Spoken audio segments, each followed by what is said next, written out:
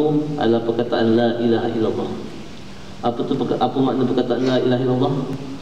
Secara teoretikal, perkataan la ilaha illallah tu maknanya tidak ada sebarang Tuhan kecuali Allah. Itu practical punya understanding, itu theoretical punya understanding. Practical punya understanding apa? Tidak ada benda yang paling penting hari ini kecuali Allah. Saya yakin tuan-tuan, dalam hidup tu semua orang dia nak bahagia. Okey? Semua orang mengejar apa erti kebahagiaan. Tapi kadang-kadang dalam hidup ni kita selalu tangguhkan kebahagiaan kita. Okey? Kita rasa kalau kita besok sampai certain tahap dalam pekerjaan, kita rasa kita bahagia. Kita rasa kalau kita dapat pergi suatu tempat, kita rasa kita bahagia. Kita rasa kalau masalah kita selesai hari ini, kita bahagia. Yang sebenarnya kalau kita mengejar kebahagiaan tuan-tuan, benda tu tidak akan pernah tuan-tuan jumpa. Tuan-tuan nak kebahagiaan tu dapat sekarang juga. Tuan-tuan nak kebahagiaan itu dia ada depan mata tuan-tuan. Macam mana nak dapat kebahagiaan tu? Siapa yang memiliki kebahagiaan tu? Yang memiliki kebahagiaan ni hanya Allah, tuan-tuan. Dan Allah sahaja yang boleh campak kebahagiaan tu dalam hati kita. Allah sebut huwallazi anzalas sakinata fi qulubil mu'minin. Okey, Allah kata dialah sahaja yang boleh campakkan rasa bahagia itu dalam hati siapa? Hati orang yang beriman sahaja, tuan-tuan. Maknanya orang yang bahagia dengan orang beriman saja. Orang yang tak beriman mereka tak bahagia. Okey, orang yang beriman tuan-tuan, dia mempunyai berapa ciri? Orang yang beriman tuan-tuan, apa yang dimaksudkan beriman? Beriman mana yakin? Okey, yakin apa tuan-tuan? Yakin pada perkataan la ilaha illallah tadi. Apa makna perkataan la ilaha illallah? Tidak ada benda yang paling penting hari ini kecuali Allah. Tidak ada perkara yang paling penting hari ini melainkan Allah. Apa maksud tidak ada perkara yang paling penting hari ini melainkan Allah? Saya tanya tuan-tuan hari ini. Tuan-tuan bekerja hari ini, okey, hari ini saja tuan-tuan bekerja, tuan-tuan. Apa tuan-tuan nak capai? Kita datang office hari ini. Masuk aja office, apa yang kita fikirkan? Kita fikirkan kerja yang kita nak siapkan, betul tak? Itu objektif kita hari itu, tak? Kalau kita mandu tadi tuan-tuan, pagi tadi, apa objektif tuan-tuan mandu pagi tadi? Nak pastikan cepat sampai. Tuan-tuan perasan tak tuan-tuan? Bila tuan-tuan punya objektif tu tak clear, tuan-tuan punya tindak tanduk jadi hewaya. Perasan tak? Apa yang sebenarnya dipanggil objektif? Crystal clear vision. Okey, kalau kita memandu tuan-tuan pagi tadi dengan tujuan nak sampai tepat pada masanya, nak cepat sampai, macam mana tuan-tuan mandu? Cuba tuan-tuan tengok kalau ada orang yang slow depan tuan-tuan. Apa tuan-tuan cakap? Maknanya kita nak cepat, dia lambat. Tuan-tuan cakap macam tu, sakit tak hati? Nampak? Maknanya tuan-tuan tak bahagia masa tu. Yang sebenarnya tuan-tuan boleh bahagia masa tu. Cakap apa tuan? Kalau orang tu lambat cakap apa? Cakap apa? Cakap Alhamdulillah. Cakap Alhamdulillah saja. Okey? Kalau dia duduk depan kita dia lambat, cakap Alhamdulillah, tuan-tuan pergi kanan potong dia. Cukup. Tak payah cakap benda yang negatif. Sebab benda yang negatif akan buat tuan-tuan tak bahagia. Sebab apa tuan-tuan cakap? Sebab apa tuan-tuan cakap dia ni lambat, tak guna punya orang nak cepat dan sebagainya? Sebab apa cakap macam tu? Sebab objektif kita tak clear. Apa objektif yang tak clear? Sebab kita mandu sebab nak cepat sampai. Tujuan tuan-tuan mandu pagi tadi apa? Apa tujuannya? Tujuannya saya memandu kerana Allah. Itu saja. Kalau tuan-tuan dapat affirm this objective every day tuan-tuan, at the beginning of every activity. Okey, cakap saya memandu hari ini kerana Allah. Maksud apa kerana Allah? Saya memandu hari ini nak ikut peraturan Allah. InsyaAllah Allah akan bagi a very fine feeling in your heart. Dan benda itu tuan tak boleh dengan cakap-cakap, dengan kata-kata ya. Dia mesti dengan kita lakukan. Kalau tuan-tuan tak percaya, petangkan tuan-tuan mandu dalam keadaan jam tu. Cakap saya memandu balik ni semata-mata cari redha Allah.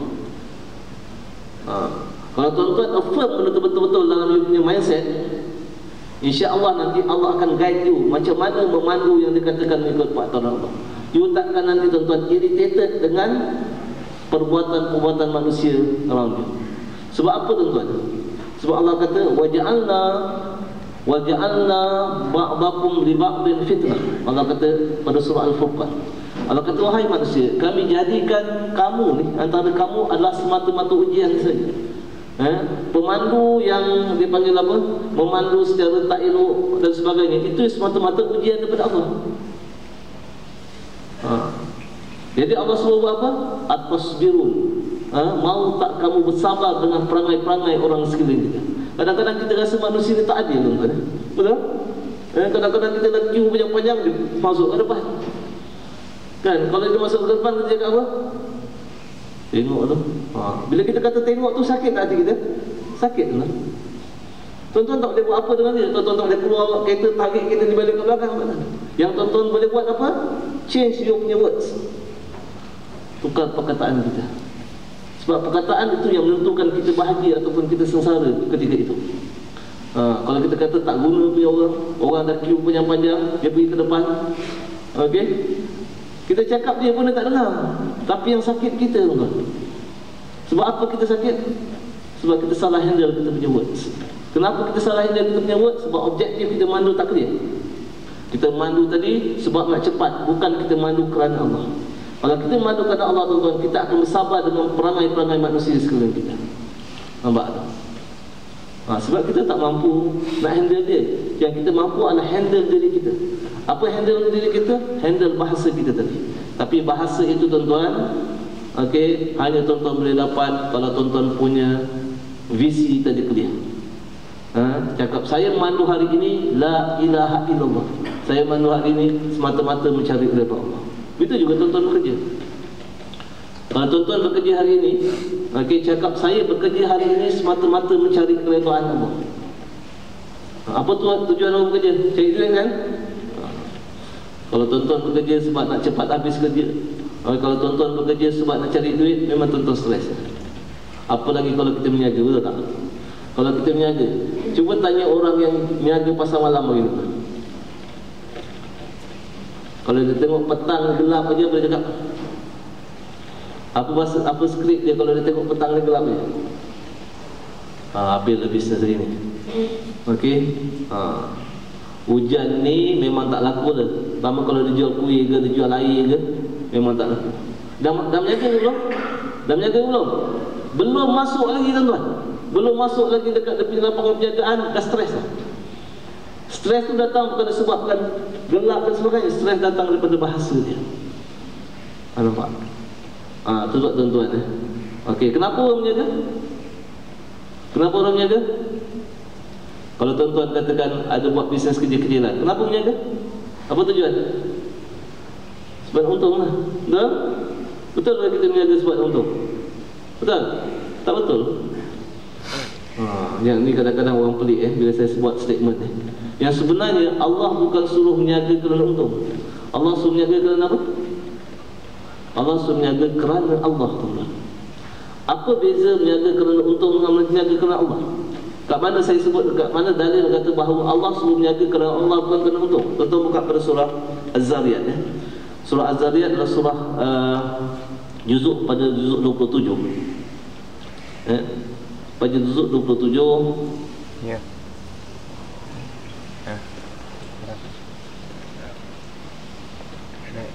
Ada Quran ni. Ada Quran ni.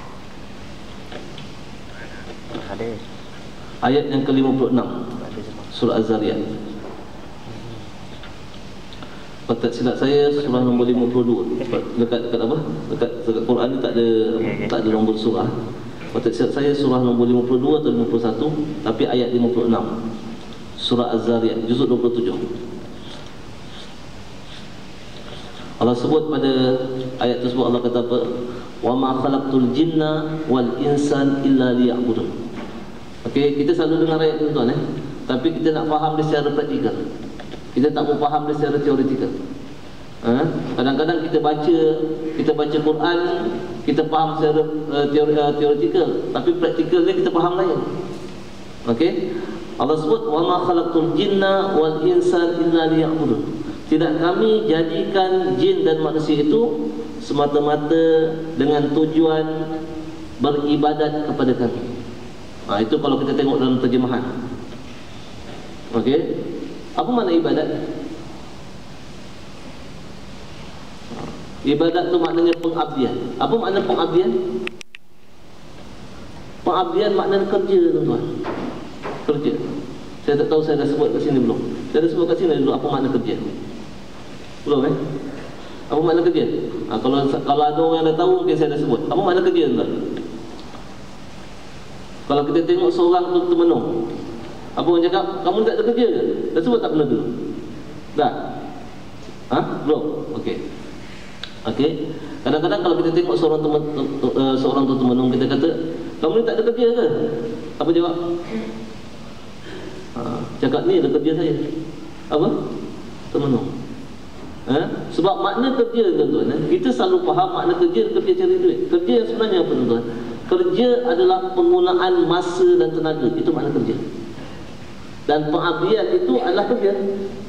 So Allah kata, tidak kami jadikan jin dan manusia ini kecuali dia punya tugas bekerja saja. Dalam hidup, tuan-tuan, kita punya tugas apa? Bekerja saja. Apa maknanya?